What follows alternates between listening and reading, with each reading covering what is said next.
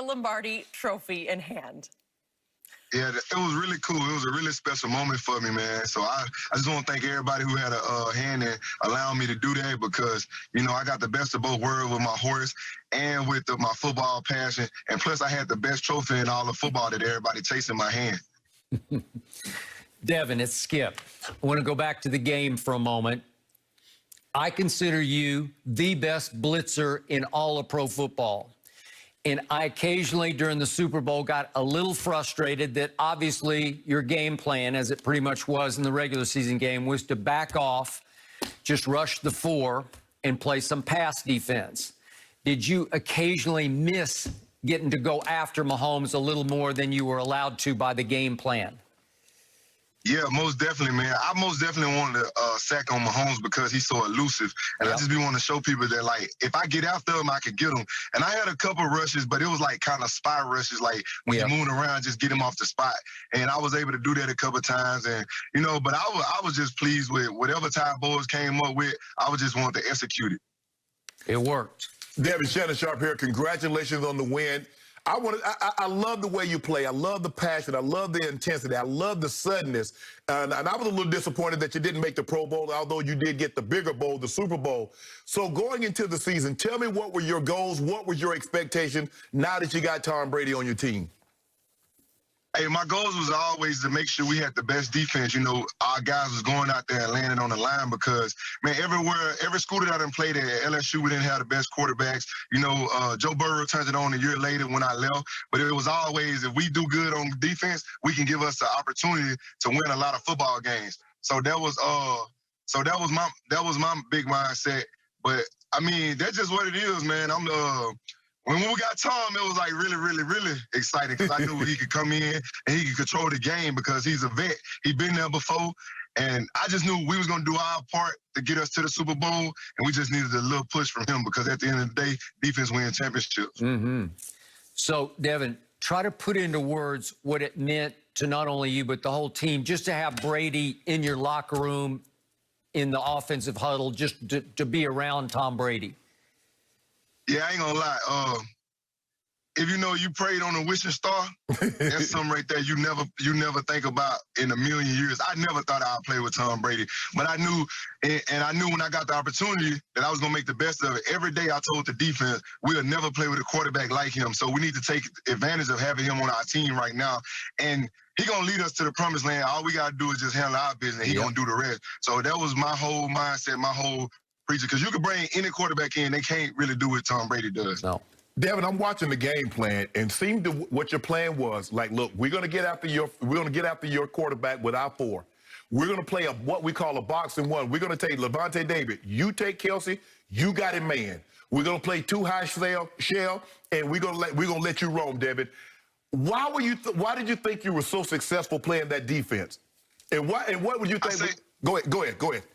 Yeah. Oh, yeah. That's a great thing. I think it was a combination defense because nobody ran free. Nobody had just single one-on-ones besides like Levante because we knew he could hold it down because that's what he do. And at the end of the day, when you're playing football, you can't be selfish. You got to respect your opponent. And we respected those guys, especially 10. We knew what he did to us when we tried to play cover one single high safety. And we'll be a fool to get beat like that again. We'll be a complete fool.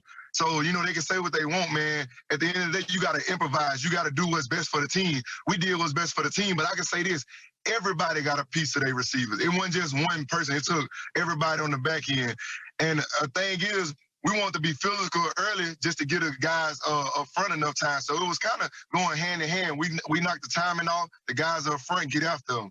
So, man, that's what I say, man. That's why, look, during the season, I gave them boys the name grave diggers and say you put everything to rest, man. From here on out, you got to put them to rest. Are you surprised that they didn't change the game plan because they were just scat protection? They didn't adjust. They didn't do max protect. They didn't do anything. They just kept trying to get 5 out, and your 4 was beating their 5.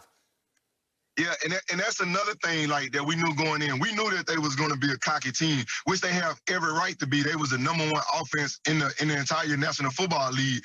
But the thing is, we knew they couldn't block us. We knew that our front four was going to dominate them. So they did us a favor. They played right into our hands. We wasn't going to be that cocky team like, hey, we're going to play them in cover one. We're going to shut them down. Our best guys matched up on their best guys. We was going to make it be a team collective win on defense, and that's what we did, man. So at the end of the day, they shouldn't even talk about not having their offensive tackles when they didn't even help them. They put them on islands by themselves with the best pass rushers in the game. So that's at their own fault. Devin, how much did it stick in your craw that Tyreek backflipped on you in the game 10 weeks earlier on the same field?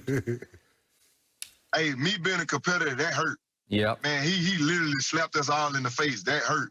And at the end of the day, I knew we was going to meet them again. I knew they was going to make it to the Super Bowl. They're a great group. Yeah. But the thing was, I told them, we're going to get the last laugh. Just like when we played the Saints, we're going to get the last laugh when it counts. You know, it only matter in the postseason. Ty Boys kept saying, no, nobody remember what you did in the beginning of the season. Only January and February count the most, but you got to make it to January. So we knew what it was. Yeah.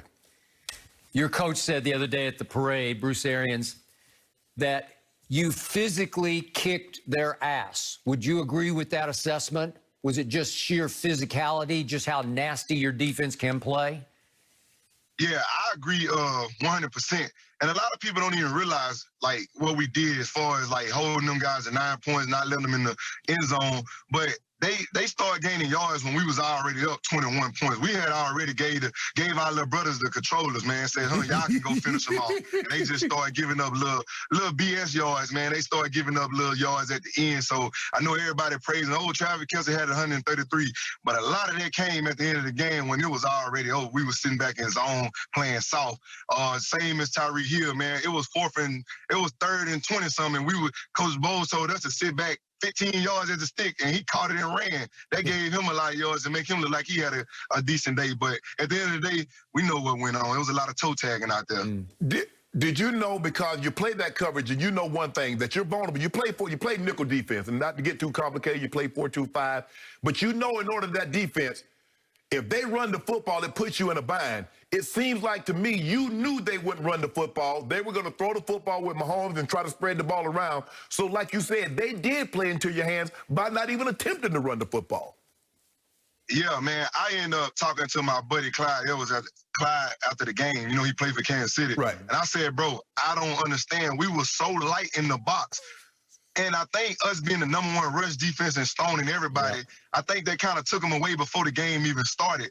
Like, the Vikings running back, Devin Cook, he was the only running back to rush for 100 on us this year.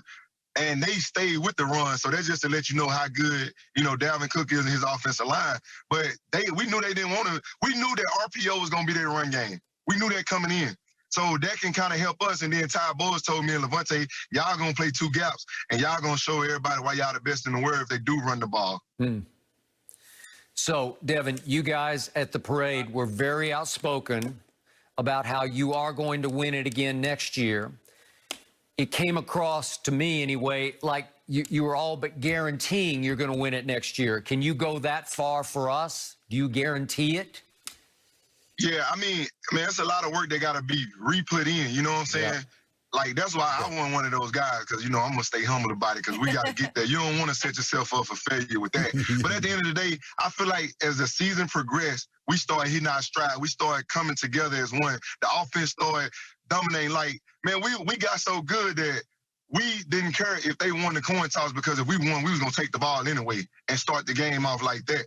So that's just to let you know how good we was getting. And a lot of people don't realize how young we are in the secondary. Myself, everybody on the rookie contract in the back end, including myself. So you count me and those guys, the ones that really bring that energy and that swagger to the defense. Man, we was all coming back. But, Jason Light, he got a tough task to do. He got to see if he can keep those other boys, because I love playing with them. We all love playing with each other. We bonded like this. And if he can bring them back, if we get our whole defense back, then I'll start talking a little cocky then. I'm sorry, go ahead. So, Devin, of the guys who could be free, who do you fear losing the most? You got Shaq and Godwin, obviously, to start with. Levante. And Levante. Yeah. Who do you fear?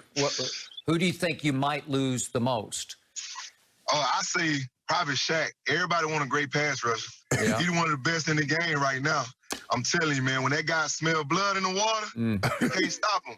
And if I was some other GM and stuff, and I'm looking at him on the table, I'm throwing the house at him. Yeah. I'm throwing the house at him. Like, he need to go. I'm throwing the house at him. He need to be up there with the elite guys. He sat behind Von Miller. He didn't complain. And he got a Super Bowl with them.